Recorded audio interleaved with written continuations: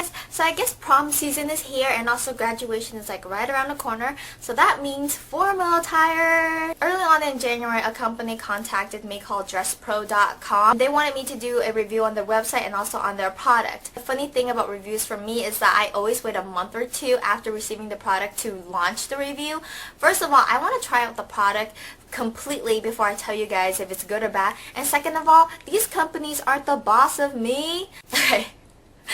Just kidding. But really, I do want to try out these products. If it's clothing, I actually want to wear it in my natural environment, in my natural habitat. So, on to the review. DressPro.com is a pretty interesting website. In fact, they cater to like prom or graduation, some like wedding attire and stuff. It's pretty neat. What I find really interesting about the website is that you could pick out the style of dress you want, but you could also customize it to fit yourself and also choose the color that you want your dress to be. Now, I know some of you guys are going to be spending about $100 to $200 on the prom dress as is, and the neat thing about this is that for $100 to $200, you could get a dress that is tailor-made to fit you. Coming from a designer and training perspective, getting things custom made for you can be very expensive. So to me, I feel like $100 to $200 is a pretty good price hit for something that is made to fit you. Now, coming from like the high school teen in me, I would have to say that $100 to $200 is pretty expensive, but who cares? Your parents pay for everything in high school, right? Maybe? So I decided to choose this little dress right here. I'm super excited about the fit on this dress. I'm actually quite impressed about the fit,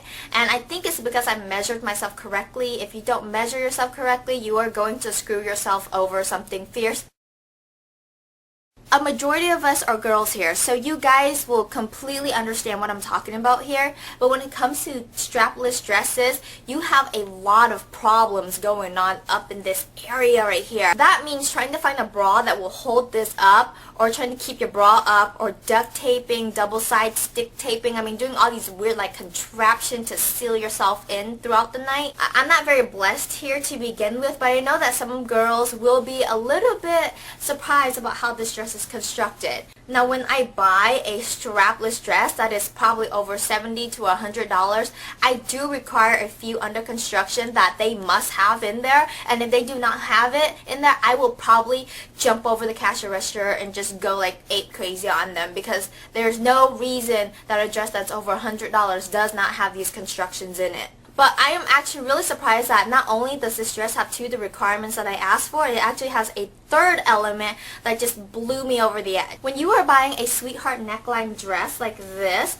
you do want a few things to keep the sweetheart neckline up and to have it cup your bust. It depends on how they probably construct this, but in the seam allowance there is something called boning in it. It is a piece of plastic that is inserted into the seam allowance or in the casing to give the cup some structure. And then the second requirement is that they have some kind of bra padding in here. This way you can completely go braless. Now, the padding is not some of that flimsy foam stuff. It's actually really good padding, so I'm sure that this will give you a little bit of lift as well. Now, the third element that I'm really impressed by is if you open the dress, there is this little strappy thing right here on the sides. Now, if you buy a dress and you look at it from the side like this, you see that this top right here is a little bit higher up than the back.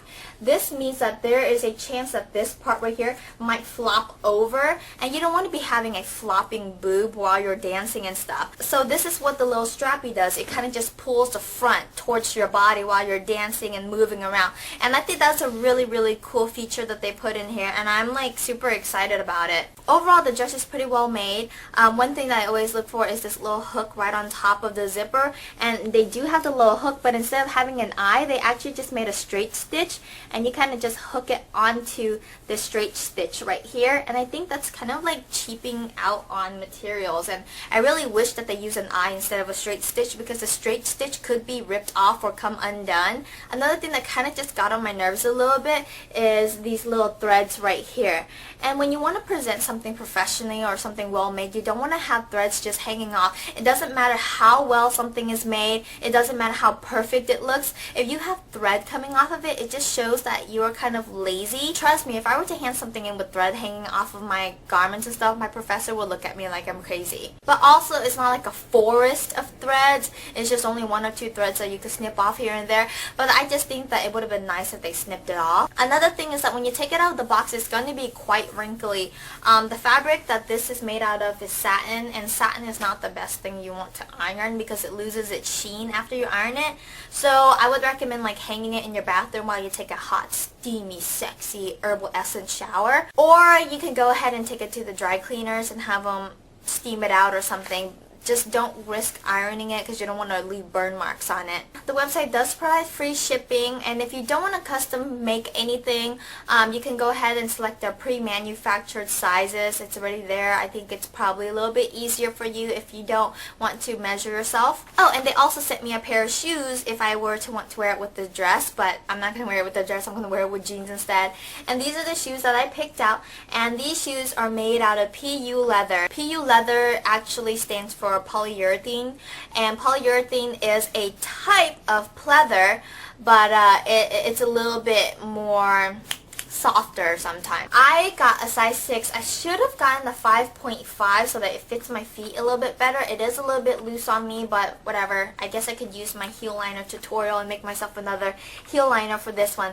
But I really think it's a pretty shoe. Yay for shoes! Okay, so quickly we're going to go over on how to measure yourself. Before you measure yourself, it's pretty basic. You're going to need a tape measure. If you don't have a tape measure, use a piece of string, measure yourself, and then put it on a ruler and measure how long that string is. I used to do that all the time before I bought a tape measure. It's kind of dumb of me. But anyways, that's what I did. Not everyone owns a tape measure, so that's kind of an idea that you can run to. So the first measurement that they're going to ask from you is your bust measurement. Now the bust measurement actually goes all the way around to the back and right to the front where your apex is, or your nipple if you guys don't know what an apex is.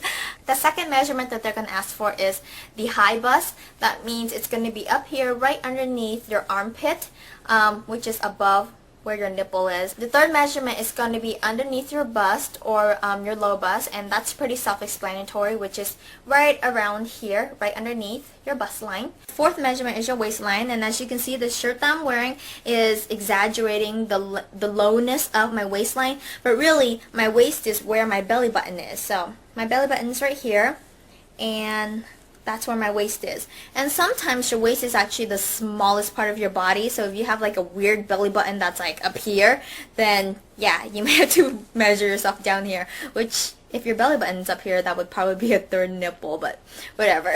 The fifth measurement is the measurement of your hip, and it's not actually where your hip bone is, it's actually where your butt is, and it's the fullest part of your butt. So you'll measure around that little part. Now if you like measure up a little higher, obviously this is going to be like a few inches smaller than where it is here, and you might have some problems with fitting. The very last thing that they're going to ask for is the height of the shoe that you probably might be wearing. This is because if you're 5'5" and you're wearing a 4-inch heel and you don't tell them this, then your dress is going to look 4 inches shorter when you're wearing heels with it, and that's just going to look like you're getting ready for the flood. So I hope you guys liked the review. I try to make it as informative as possible, but I will see you guys later. Peace out, fashionistas!